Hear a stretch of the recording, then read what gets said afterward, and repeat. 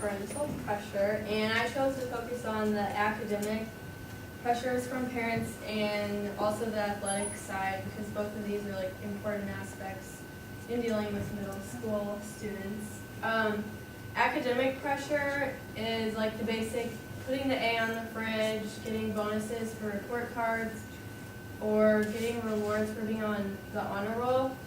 And this is like mainly encouragement, but you have to know where to draw the line between pressure and encouragement, because encouragement is important in supporting your kid, but there's nothing wrong with wanting your child to do well in school. However, the problem comes when the parents begin to identify too much with the child's accomplishments.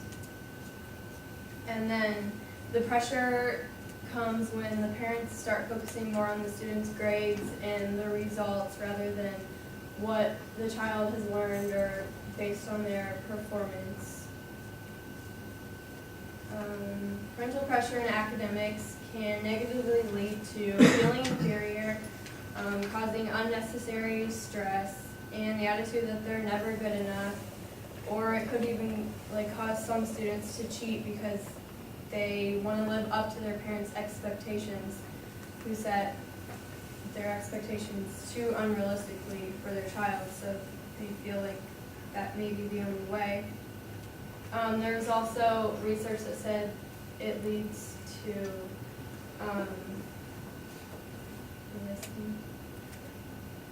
it can lead to use of drugs, stimulants such as Adderall or any other type that would help. There was one study, the Johns Hopkins study, and these students were in the 97th percentile of their class, so keep that in regards, and 39% of them said they felt pressure from their parents. However, 99% of the students felt that they could meet the expectations of their parents. So the main thing with pressure is for parents not to set expectations unrealistically too high and still give that encouragement, because this number is pretty low compared to most statistics, because these children felt they could meet the needs, the expectations of their parents. There was one poll that said the American public says that they're placing too little pressure on students academically. 56% believe that, and then 24% believe that they're placing the right amount of pressure. And then they were comparing it to different countries such as China, India, and Japan, and in those countries they believe they were placing too much pressure on their kids. So we're moving into athletic pressure. I don't know if you guys remember the video with, I don't remember her name, the little girl and her dad. She joined the basketball team, and she was kind of excited about it at first. She wasn't sure, and then her dad kind of got into it, and then he was over pressuring her, and he was yelling after games, and then she didn't really want to do it anymore, so that can really have an impact on your child's view. Reasons parents put pressure on their kids, maybe it's unfulfilled childhood dream, or they want their kids to get a scholarship, maybe money's an issue, or they want them to be a professional athlete. Parents view sports as a key component of their child's socialization. Highly involved parents can be perceived as providing appropriate amounts of encouragement or too much pressure. So again, there's that line of parents placing too much pressure on the child, focusing on the ending result of winning rather than the performance and how well they do and stuff like that. I just said that. Focusing on the result rather than the performance of the child is what parents need to do, and be encouraging. Parental pressure on sports can negatively lead to burnout, injuries, anxiety, and there was one study that talked about parental pressure causing kids to become on steroids. There was one study with, these were 9 to 11-year-old hockey players in the Southwest, I believe, and they did a survey, and it showed that the parents' perceptions of their pressure they put on the students was different than the kids' perceptions. The kids' perception was a lot higher. Like, they thought the parents were putting pressure on them, and the parents didn't think they were putting pressure on them. So that goes to show, like, parents need to understand that there's a line between encouragement and pressure and not cross that line.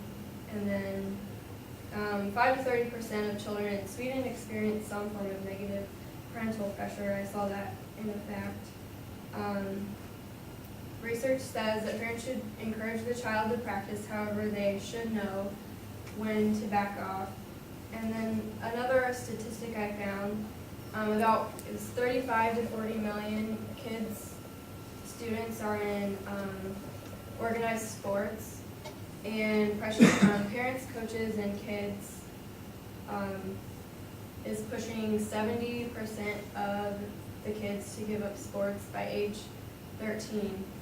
And I fall into this statistic because in grade school I can remember, like, my parents had me in a whole bunch of sports. I was in, like, soccer, basketball, softball, track, cross country, all that. And my 7th grade year, they had me doing cross country and basketball at the same time, and I'd be going before school to cross country and then after school to basketball, and I couldn't do it anymore, so I didn't end up doing it my 8th grade year, so I fell into that statistic. So basically, parents are there to support your kid, like, give positive feedback, focus on that, don't focus on the negative feedback, and hopefully the kid won't fall into that statistic. Because I thought 70% was, like, the very alarming.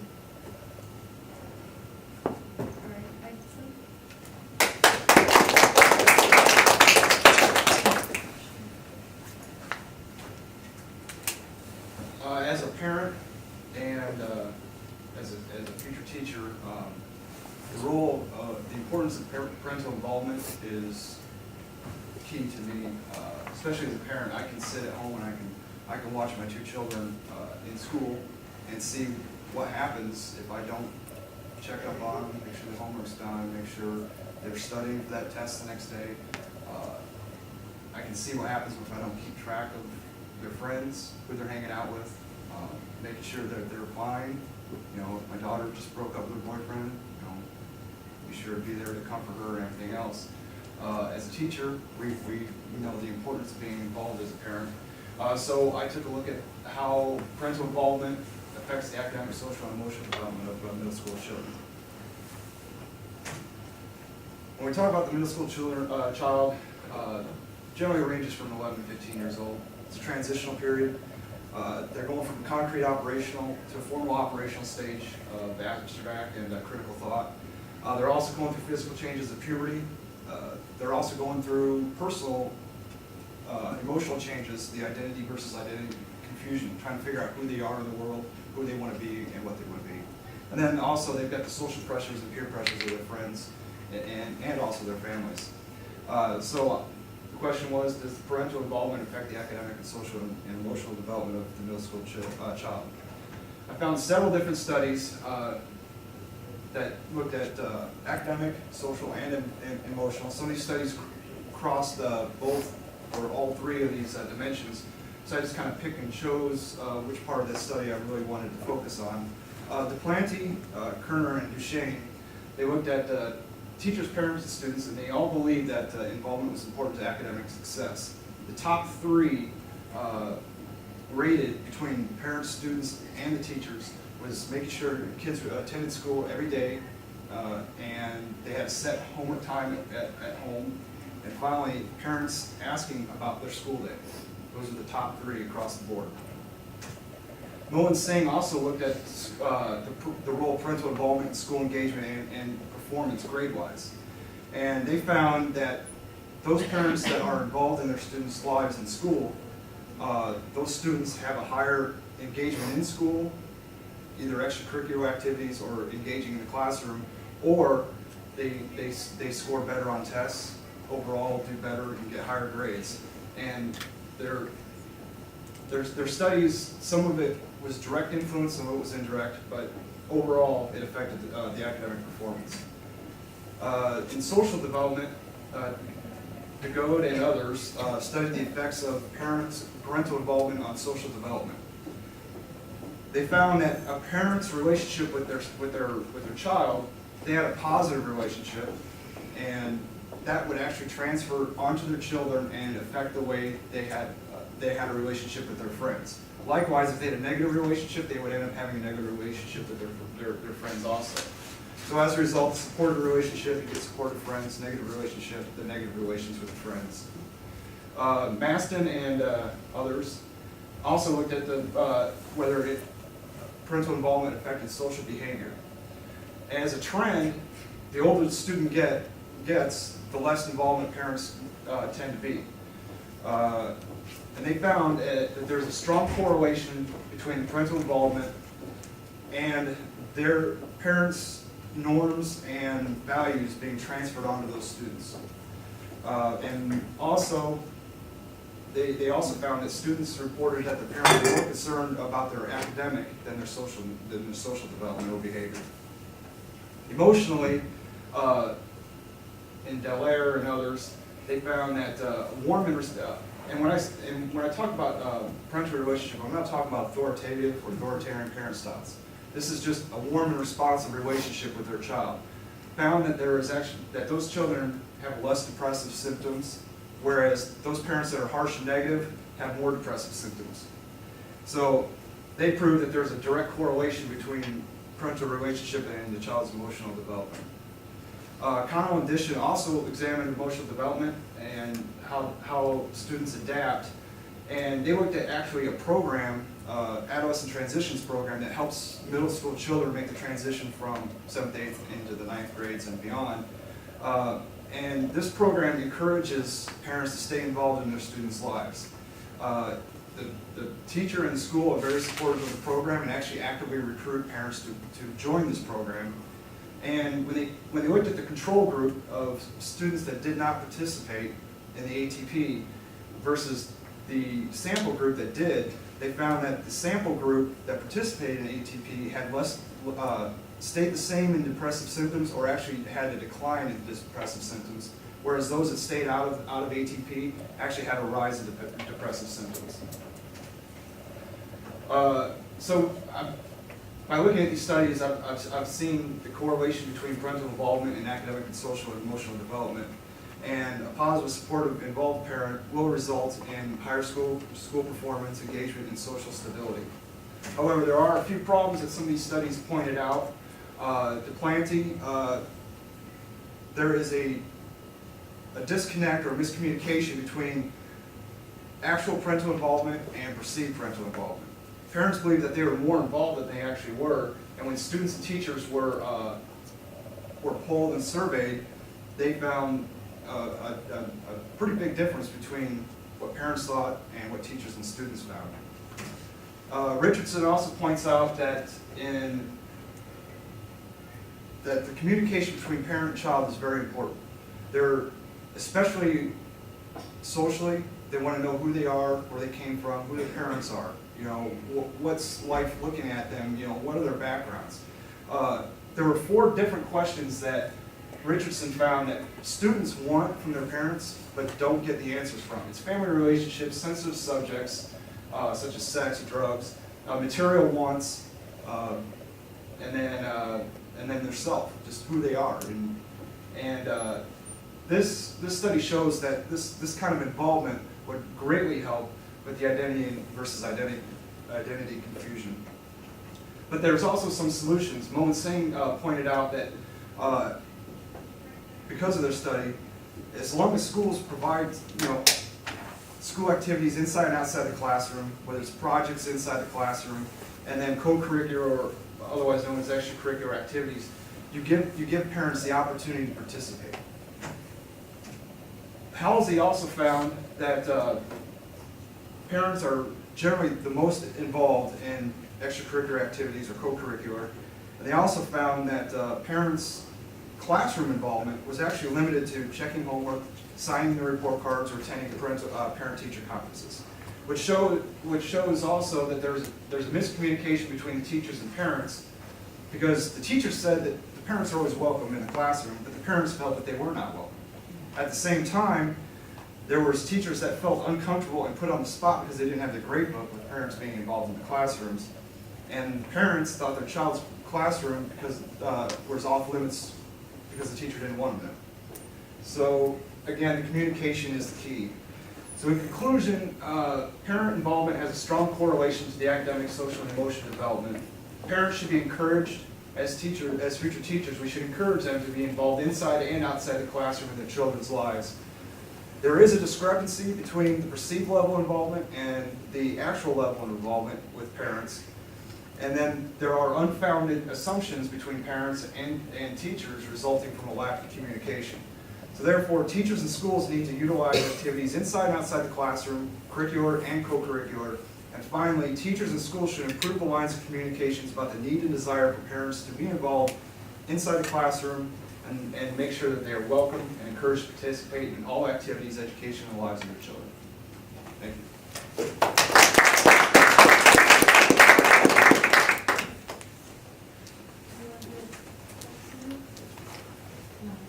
Okay, well now we'll show you a little touching video about parent and adolescent relationships.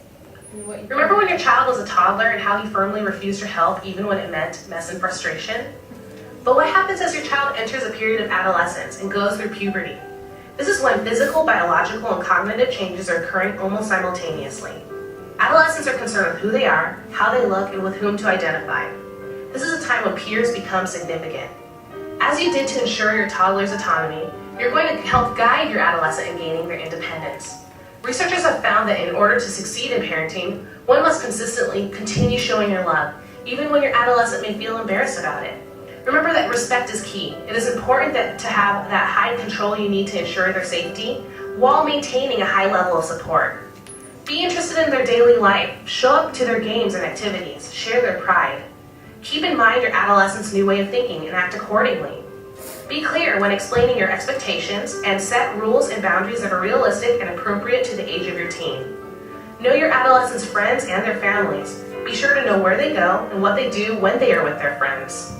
Model to your teens the behavior you expect from them. Keep in mind that ultimately, your adolescent children will hold your beliefs and values and not those of their peers. Although you can't control their entire world, make sure you provide a safe, secure environment and always be an advocate for your teen.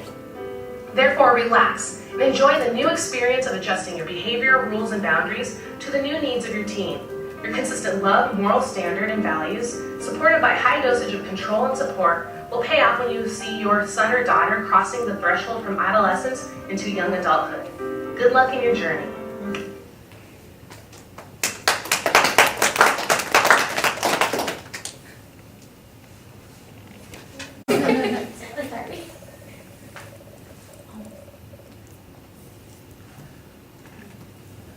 So the results of the study that we had you guys numbered earlier, number 1 was attending parent-teacher conferences. Number 2 was regularly talking to your child about school, and number 3 was attending activities at school. Okay, drum roll. For our class, it was, you all agreed also about number 1, attending parent-teacher conferences. And then you switched 2 and 3. Your second choice was regularly talking to your child about school and then having set homework time. So I thought that was pretty interesting that all 3 of them matched the same as the study. So, thank you for listening to us.